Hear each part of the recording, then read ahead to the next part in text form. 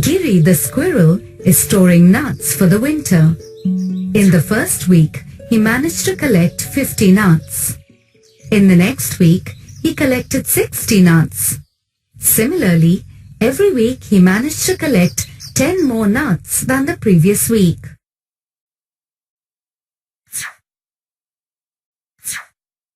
It has been 4 months now. Let's see how many nuts he has collected in all. He has collected 50 nuts in the first week, 60 nuts in the second, 70 nuts in the third, and so on. Did you notice that the number of nuts he collected forms an arithmetic progression with a difference of 10? To find the total number of nuts that he collected, we have to find the sum of all the terms of this arithmetic progression. Counting all the terms to find their sum would be tedious. There is a simpler way of finding the sum. Let's see how. We can obtain a formula to calculate the sum of the first n terms of an arithmetic progression. We know that the general form of an arithmetic progression is as shown here, where A represents the first term, D represents the common difference, and N represents the number of terms.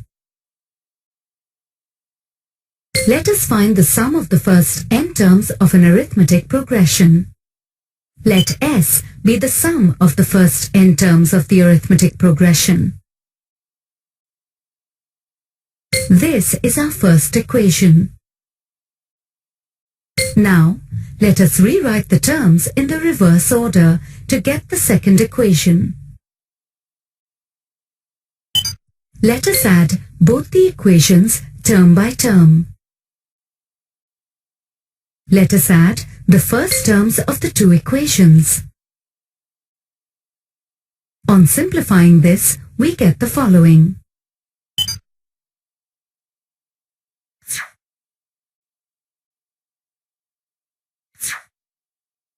Let us now add the second terms of the two equations. We can simplify this to obtain the following.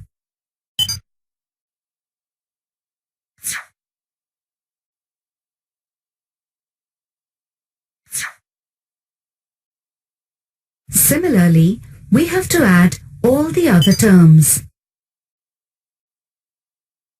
Now, let us add the second last terms of the two equations. On simplifying this, we get the following.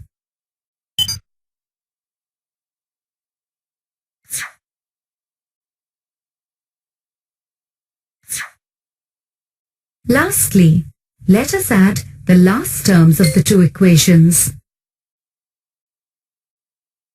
After simplification, this can be written as follows.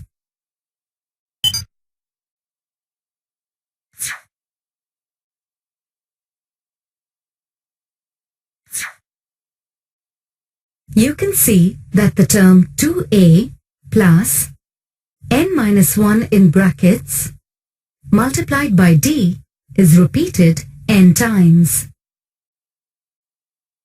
After simplification, this can be written as follows. Thus, the formula for the sum of first n terms is 2a can be written as a plus a. We know that a plus n minus 1 in brackets multiplied by d is the nth term of the arithmetic progression. Hence, the formula for the sum of first n terms can also be written as. We can use this formula to calculate the sum of an arithmetic progression when we know its first and last terms. Now that you know the formula to calculate the sum of the first n terms of an arithmetic progression, let's find out how many nuts Giri accumulated in 4 months. In the first week, he collected 50 nuts. Hence, 50 is the first term. In the following weeks, he collected 10 nuts more than the previous week. Hence, 10 is the common difference. He collected nuts for 4 months. Since each month has approximately 4 weeks, he collected nuts for a total of 16 weeks. Thus, n is equal to 16. Let's substitute the values in the formula.